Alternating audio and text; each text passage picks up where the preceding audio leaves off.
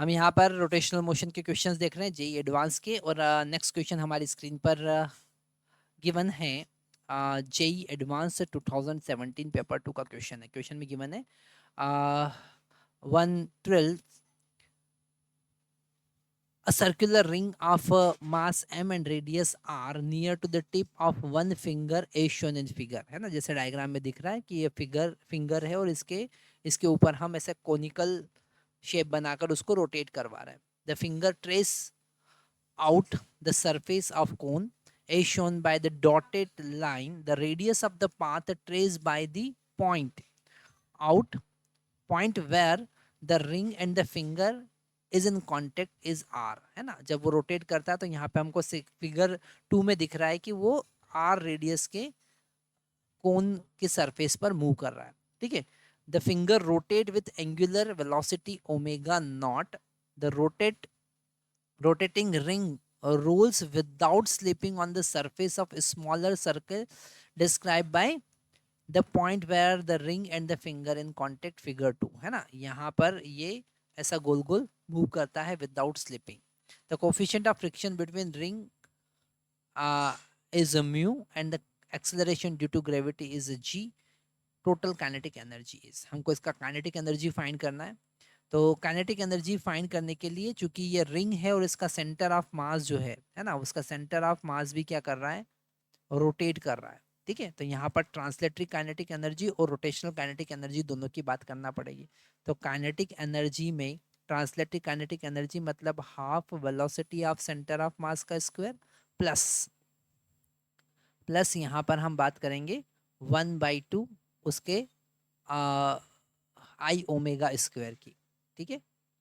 तो यहाँ पर अगर हम देखते हैं तो 1/2 m velocity of centre of मास का स्क्वायर प्लस 1/2 यहाँ पर हम लिख सकते हैं एम आर स्क्वायर, है ना। एम आर स्क्वायर क्योंकि जो रिंग है उसका मोमेंट ऑफ इनर्शिया तो एम आर स्क्वायर होगा और यहाँ पर उसका angular speed omega not square है, ठीक है। अब यहाँ पर वेलोसिटी ऑफ सेंटर ऑफ मास हमें फाइंड करना पड़ेगा। तो velocity of centre of mass find करने के लिए हम क्या कॉन्सेप्ट लगाएंगे।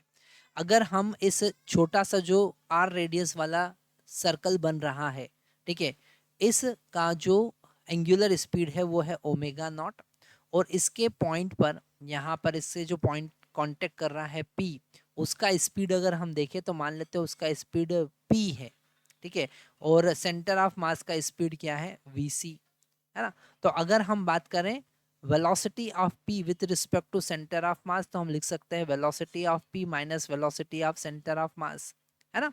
और velocity of P with respect to centre of mass कितना होगा, वो होगा omega naught into capital R, क्योंकि वो ओमेगा स्पीड से घूम रहा है।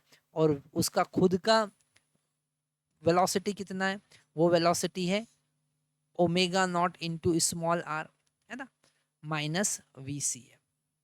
तो यहाँ पर अगर VCM का वैल्यू कैलकुलेट करेंगे, पर यहाँ पर डायरेक्शन हमको समझना पड़ेगा कि जो डायरेक्शन होगा वो ओमेगा आर का डायरेक्शन अपोजिट होगा, ओके। और ये भी डायरेक्शन हमको अपोजिट लेना पड़ेगा। तो यहाँ पर VCM का वैल्यू अगर हम देखेंगे तो वो हमको मिला omega naught capital R minus small R, ठीक है। यहाँ पर डायरेक्शन को थोड़ा सा हम और अच्छे से समझ सकते हैं कि ये पॉइंट जो है ऐसा पीछे की तरफ जा रहा है, अगर हम उसको गोल घुमा रहे हैं तो, है ना। तो ये है डायरेक्शन वीपी का, और ये रोटेट भी इसी डायरेक्शन में कर रहा है, तो ओमेगा आर का डायरेक्शन भी इधर ही होगा, पर centre of mass opposite direction में जा रहा है। तो इन दोनों का जो साइन होगा नेगेटिव होगा, उसका साइन पॉजिटिव होगा, बीच में नेगेटिव साइन है इसलिए ये नेगेटिव आपको दिख रहा है, ठीक है। तो वैल्यू हम यहाँ पर पुट करेंगे, हमारे पास आंसर होगा 1/2 m omega not square R minus small R का whole square plus 1/2 m R square omega not square. अब आप देख सकते हैं कौन सा ऑप्शन यहाँ पर सही बैठेगा, डी ऑप्शन यहाँ पर सही बैठ रहा है।